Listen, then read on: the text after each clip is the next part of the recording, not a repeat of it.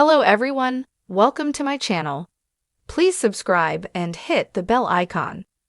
8 harsh realities of rewatching Yellowstone Season 1 after the series finale.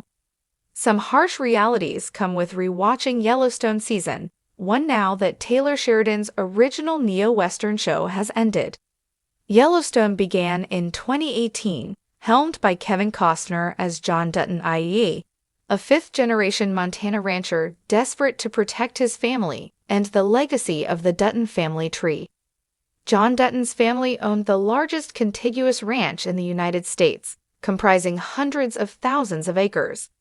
At the end of Yellowstone Season 5, John's kids, Beth, Kelly Riley, and Case, Luke Grimes, trade in their family's legacy to protect it, with John's son selling the Yellowstone Ranch to the Broken Rock tribe, the ultimate preservationists.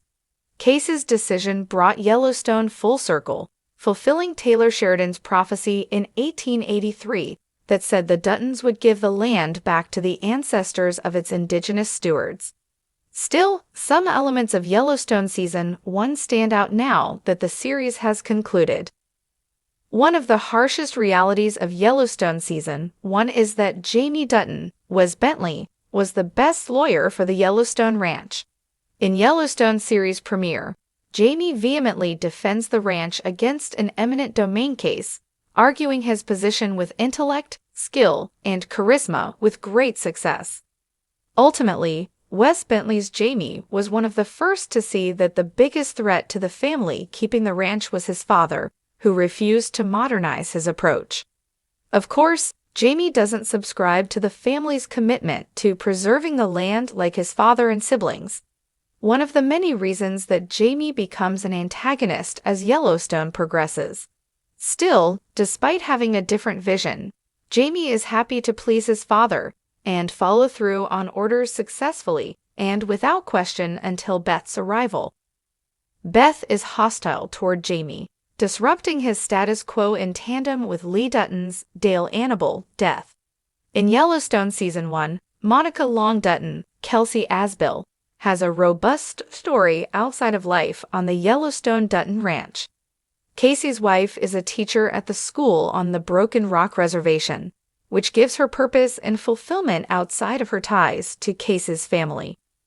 While Monica is ultimately assaulted by a student at school, injuring her and shaking her career, she perseveres, taking on a career as a college lecturer while maintaining her commitment to her students.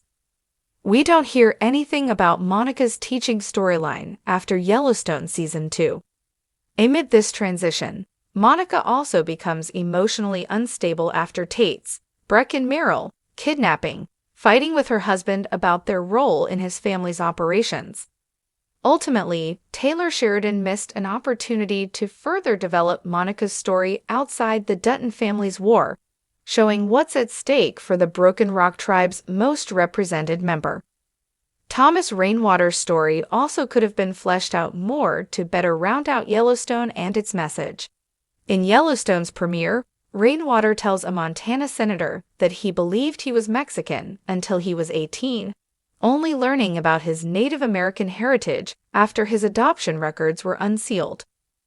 When Thomas threatens John Dutton in Yellowstone Season 1, we learn about his extensive business background, attending Harvard before working at Merrill Lynch. However, we never learn more about Thomas Rainwater's background outside the first chapter. Therefore, we don't fully understand what inspired Thomas to return to Montana to improve his people's way of life. Learning more about Thomas would have helped the audience understand why he wanted the land, perhaps giving Yellowstone Season 5 finale a better landing for those who found it controversial. Rewatching Yellowstone Season 1 is a reminder of how much John Dutton's grandson meant to him. In Yellowstone series premiere, John asks Case to spend more time with his grandson, likening quality time with his kin to a salve that would heal the perils he faces protecting the ranch. While Case hesitates to let his father get to know his son, John and Tate develop a relationship in Yellowstone Season 1 that is vital to both parties. It's sad to realize that John and seventh-generation Tate Dutton never got to say goodbye. While this is true for almost everyone, since John's death was unexpected, Tate's lack of time with his grandfather is worse due to their strong connection. While some characters, like Monica, had a conclusive conversation with John Dutton before his death, Tate's final moments with his grandfather happen off-screen in Yellowstone Season 5, Episode 6, when they go fishing. As Case says in Yellowstone's premiere, another harsh reality of looking at the show from the beginning is that John Dutton asked too much of his kids. Rewatching Yellowstone Season 1, Episode 1, reminds the audience of this truth. Casey's conversation with his brothers, Jamie and Lee, reveals that John's youngest son was so affected by the father's words that he permanently moved away from the ranch. Casey's remarks about John's expectations are validated as Yellowstone progresses. Despite Casey's reluctance to open back up to his family, John eventually persuades Case to take over as the ranch's foreman and assume his role as livestock commissioner. Additionally, Jamie blames John for making him into a lawyer, and Beth's mission to please her father causes her cognitive dissonance until John Dutton's death in Yellowstone Season 5. Rewatching Yellowstone Season 1 is a reminder that Case and Monica have wanted another child since the series began. However, throughout 5 seasons of the original show, Case and Monica never welcomed another child. In the premiere, the Yellowstone power couple discusses having more offspring, since Monica does not want to see Tate leave the nest, and Case suggests they have more children to offset the loss. Knowing that Case and Monica have wanted another child for at least 7 years is all the more devastating in the context of the whole show. In Yellowstone Season 5's premiere, Monica is pregnant with her second son, John Dutton IV. Monica's baby dies when she gets into a car accident on her way to the hospital, and Season 1's context shows how many years of hopes and dreams this event crushed for Case and Monica. Monica Dutton is surrounded by her family on the Broken Rock Reservation in Yellowstone Season 1. Monica has a community comprised of her loved ones, and she prepares dinner with her sisters and jokes with her brother as they sit in Monica and Casey's living room in the premiere. The beginning of the show contrasts with Monica's experience later, when she gets sucked into qualms that plague the Dutton family tree. By Yellowstone Season 5, Monica has lost her whole family except for her immediate clan and her grandfather, Felix Rudy Ramos.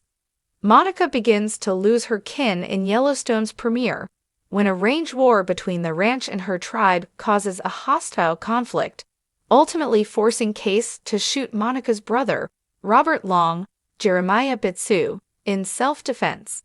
After Robert dies, his wife shoots herself, and the loss of Monica's relatives contextualizes why Case's wife has so much trouble adjusting afterward.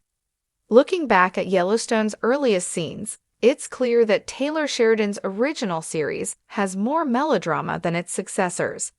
After Yellowstone became one of the biggest television shows, Sheridan followed it with 2 prequels, 1883 and 1923, which detailed life on the ranch for John's ancestors. While Yellowstone became an instant classic with subversive neo-Western themes, some would argue that 1883 and 1923 are better than Yellowstone. Yellowstone's spin-offs have more traditional Western elements and are more sophisticated in their plights and drama. Therefore, where the prequels are more universally highly regarded, Yellowstone is sometimes equated to a soap opera despite its popularity. Rewatching Season 1 reminds audiences that Sheridan's original series leaned into exaggerated moments from the start, with the earliest conversations between Yellowstone's characters sometimes missing the mark that shows like 1883 raised the bar with.